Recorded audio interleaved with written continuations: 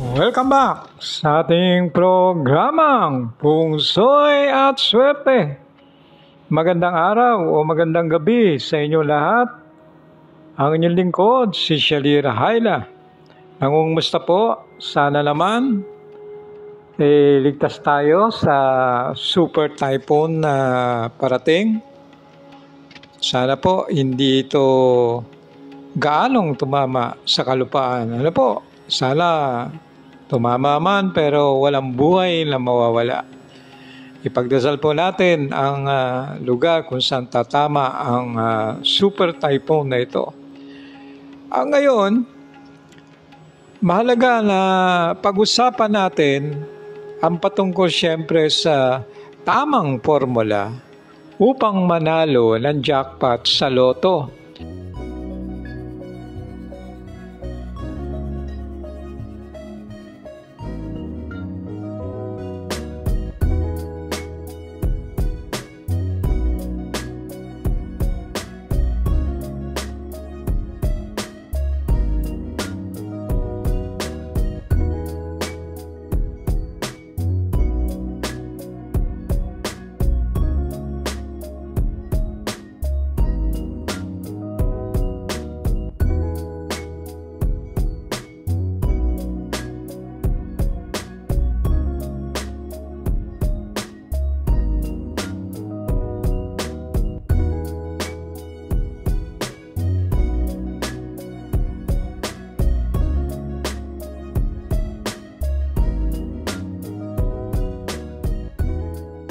Kung naalala ninyo noong mga nakaraang buwan lamang ay nakapagbigay ako ng kaunting kaalaman at sinabi ko doon ang mga mananalo ng jackpot sa loto bago magpasko. At alam niyo po ba na sa tinuro natin na yon, yung sa title natin na ang mananalo ng jackpot sa loto bago magpasko, baka kayo yun, ay doon sa nakapanood po nito ay nanalo ng jackpot, no? Kamakailan lamang at napakalaking halaga. At ito ding nagdaang mga araw, mayroon na namang isang nakapagwagi na siyempre ayon doon sa mga tagapanood natin, wala raw mananaya sa loto na hindi naghahanap ng kaalaman para makuha nila ang jackpot. At marahil, yung naka-jackpot na yon ay isa doon sa nakapanood sa ating binigay na kaalaman o isa sa mananalo ng jackpot sa loto bago magpasko. At yun nga, may nanalo ng jackpot. Ngayon naman, yung tinuro kong nakaraan na yun, pwede nyo pa rin namang gawin. At baka nga, isa pa rin kayo sa manalo bago dumating ang Pasko. Pero ngayong gabing ito, ngayong araw na ito, ngayong episode natin ngayon, ang aking bibigyan ng pansin ay patungkol sa tamang formula upang maka-jackpot ka sa loto. Alamin nga natin kung ano yan. Isa ka din ba sa mananaya? Siyempre naman kung mananaya ka, naghahanap ka ng mga kaalaman o tips o formula kung paano mo tatamaan ang jackpot. Siyempre, marami sa atin dyan na ginagamit sa pagbuo ng 6 na numero ay ang mga birthday ng kanyang pamilya o maging siya pinagsasama-sama ang ganoong senaryo o ang ganoong uri ng kombinasyon. Pero alam nyo ba na kung tama ang formulang ginamit nyo sa ganoong pagpili ng numero, ay malaki ang posibilidad nyo maka-jackpot. Yung tamang formula ay malaking bagay. Ituloy natin ito. Kwento sa atin ng isa. Ilang beses na nag-iisip ng diskarte sa pagkuha ng numero, minsan pipikit siya at saka tutuldukan ang mga numero sa card ng loto. Kung saan matapat ang kanyang itinuldok, iyon ang kanyang tatayaan. Pero wala naman raw, hindi man lang siya nakasungkit kahit na 4 na numero. Hanggang sa sinubukan niya din ang numero ng kaarawan ng kanyang mga anak, asawa, pero wala pa rin, talo talaga. Hanggang sa isang formula ang natunghayan niya. o isang formula ang natutunan niya.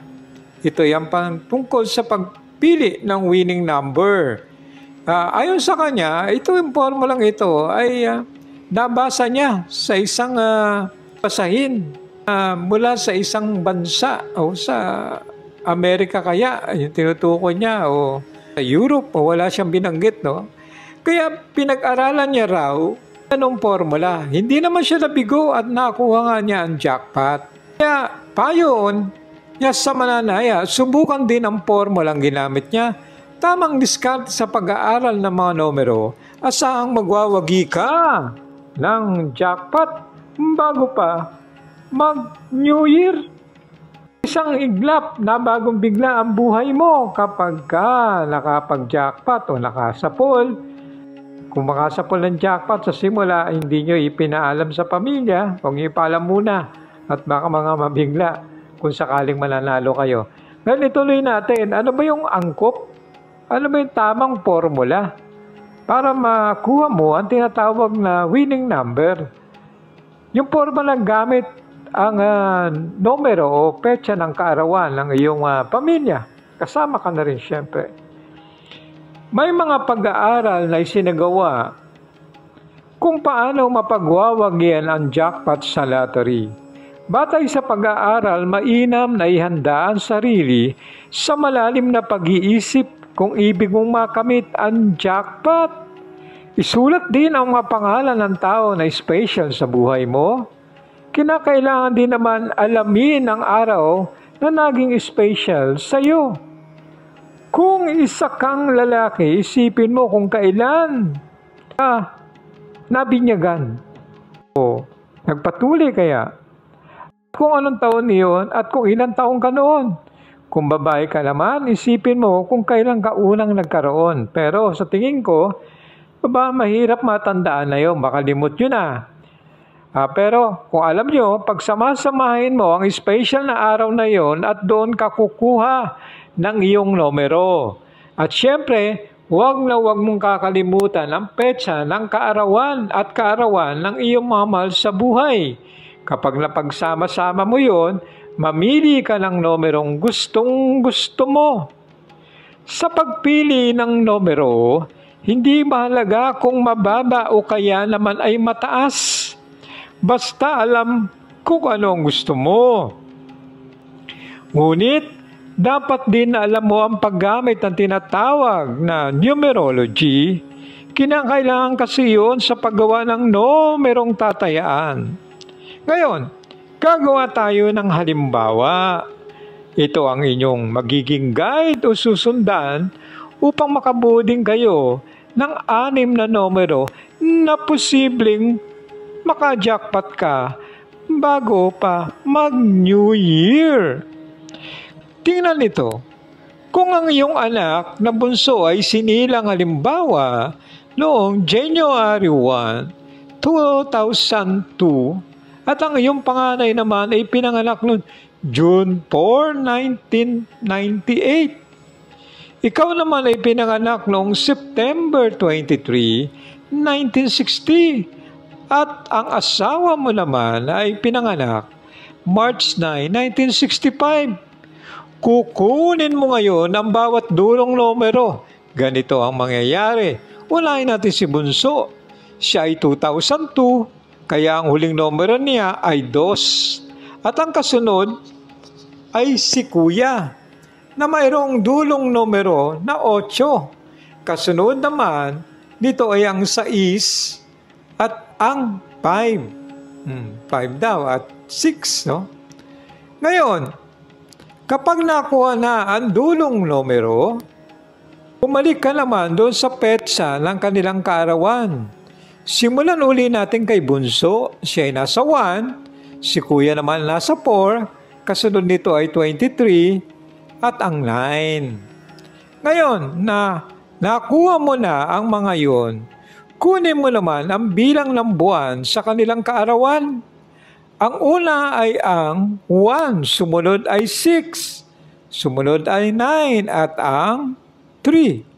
Ngayon kuha mo na, simulan mo na ang pagbuo ng 6 na numero.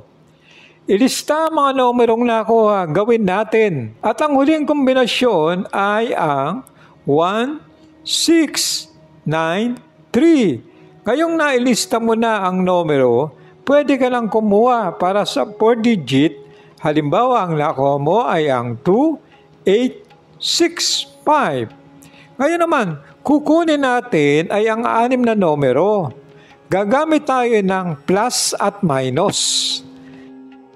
Tingnan ang gagawin ko. Kukunin natin ang hindi mo napiling numero para sa 4-digit. Ilista natin ang numbers 1, 6, 9, 3 at ang 1, 4, 23 at 9. Paano gagawing 6 na numero ito? Gayong 8. Mamili tayo. Halimbawa, nakuha mo ang 23 at maghahanap ka ng kasunod, pwede rin naman na kunin mo ang numerong iyong nakikita. Ngunit, okay din na pagsamasamahin ang mga yon ang tinatawag nating minus at plus. Katulong ang formula ng numerology, medyo nakalilito, pero madali lang ito basta't uunawain mo lang ang aking sinasabi. Ngayon, nakuha mo na ang 23. Mag-isip ka naman ang numerong pwede mong isama doon. Halimbawa, ang kursonada mo ay ang 1 at 4, pero nalilito ka kung ano ang gagawin doon. Pwede mong pagsamahin ang 1 at 4. Kaya ganito.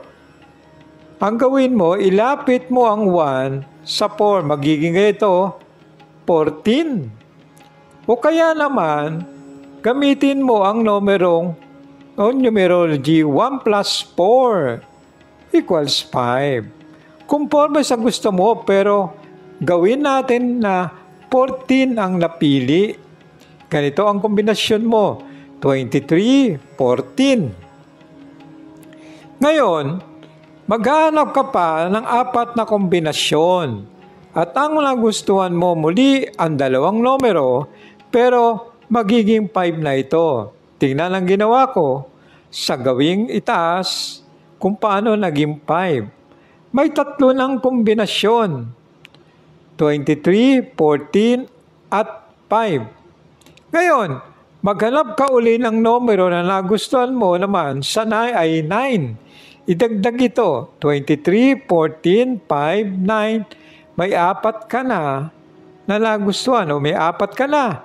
2 na lang. Alin bang hindi mo nagagamit na numero? Yun ang kunin mo ngayon. Ito ay ang 6, 3 at 9. Tingnan kung anong gusto mo o kaya naman pwede na rin na yun kapag iyon ay napili mo. Ito na ang kombinasyon. 23, 14, 5, 9, 6. Pansinin mo. Nailagay ang 9 dahil sobra na i-add mo yon sa 6. Yun sa 6 o kaya sa numerong gusto mo. Halimbawa ay 6. Magiging ganito. 6 plus 9 equals 15. Kuha mo ang ika-6 na numero, 15. Buo na ang 6 na tatayan mo sa loto. 23, 14, 5, 9, 6 at 15. Ngayong nagawa na natin ito, isang bahagi ng formula na unawaan ninyo ang inilantad kong kaalaman. Dahil pwede ka maka-jackpot, subukan mo na. Medyo nalilito yung iba doon sa ating itinuro.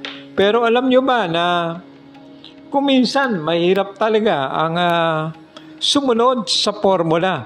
Pero unawain nyo na lamang mabuti. Unawain nyo mabuti na sa ganoon, masapul mo nga ang tamang kombinasyon para sa pagwawagi sa tinatawag nating lottery. Gawin yung guide ang aking sinasabi. May mga text kasulat naman yan sa video, no? Yung mga text na sinabi ko. Kaya sundan nyo ang guide at malay nyo, isa sa mga susunod na araw bago dumating ang bagong taon, ay milyonaryo ka na dahil naka-jackpot ka sa loto. Kaya ano pang dapat mong gawin? Pag-aralan ang aking sinasabi. Yan po Maiba lang po ako, no? Meron na po tayo nung tinatawag nating amuletum tectum talisman na pwede nating gawin o gamitin sa ating tahanan o sa lugar ng negosyo. Ang tinatawag na amuletum ay simbolo ng power, kapangyarihan o good luck o swerte. Ayan po yung kombinasyon niyan. At yung isang kombinasyon nito, pinagsama sa isang imahe, ay ang tectum. Ang tectum ay nagsisilbing naman na pamproteksyon. Para siyang isang bubungan na kahit anong malakas na ulan ay napoproteksyonan ang pamilya mo para hindi mabasa. Ganun po, pinag-combine. Sample lamang po yung sinabi natin na parang bubungan. Dahil yung simbolo ng pamprotect sa isang family. Protection. Kaya pinag-combine yung dalawa, swerte at proteksyon. Ibinuo sa isang imahe upang magkaroon ng malakas na power, maka-attract ng swerte sa inyo sa darating na year 2025. Hindi lang yon, sapagkat may protection din ang iyong pamilya dahil haharangin ito nung kapangyarihan ng amuletum tectum. Ano po? Kaya naman, pag-usapan natin yung libro na Secretum Oculus Book. Marami ang nagpapasalamat sa atin sapagkat buksan daw nila ang aklat na Secretum Oculus ay parang naramdaman nila ang hiwaga. Lalo na nung kanilang binabasa ang mga orasyon na naroon. Isa nga sa nakakuha sa atin nito ang nagkwento ng kanyang karanasan. Nung makuha niya raw ito ay inabot niya doon sa kanyang nanay na may sakit. Mahilig daw kasi manood yun sa ating channel kaya binigay niya yung aklat bilang regalo. At sabi nung kanyang nanay, marami siyang nabasa doon, paano siya lumakas. Kaya sabi niya, may mga taong gumagawa sa kanya na hindi maganda, binasa niya kung paano gagaling ang kanyang karamdaman. Naroon ang proseso sa aklat na yon at naroon din kung paano mo makukuha yung materyales na gagamitin upang makamit mo ang kagalingan. Siyempre naroon din sa aklat na yon ang lakas upang makapagbigay ng swerte sa iyo sa trabaho man yan, sa negosyo, o maging sa tinatawag nilang pagsusugal. Pero hanggat maaari, huwag po kayo magsusugal. Ano po? Ngayon, ang Secretum Oculus Book ay nagkakalaga po yan ng 1,800. Medyo mahal, sasabihin ng iba. Sapagkat yung 500 pesos po niyan, ilaalaan natin pondo na pantulong natin doon sa bahay ampunan o kaya naman doon sa bahay na matatanda na pinabayaan na ng kanilang pamilya. At siyempre, kapag may kalamidad na dumating, kung sakaling nakaipon na tayo ng malaking pondo dahil doon sa mga binili nyo, sa pagbili nyo ng Secretum Oculus Book, dahil sapagkat yung 500 pesos na naroon ilalaan natin, ay pag marami na, maitutulong din natin ito sa biktima ng mga kalamidad. Kaya sabi ko nga, kapag kumuha ka ng Secretum Oculus Book, sinuwerte ka na, nagkaroon ka ng kagalingan, kaligtasan, at higit sa lahat, nakatulong ka pa sa iyong kapwa.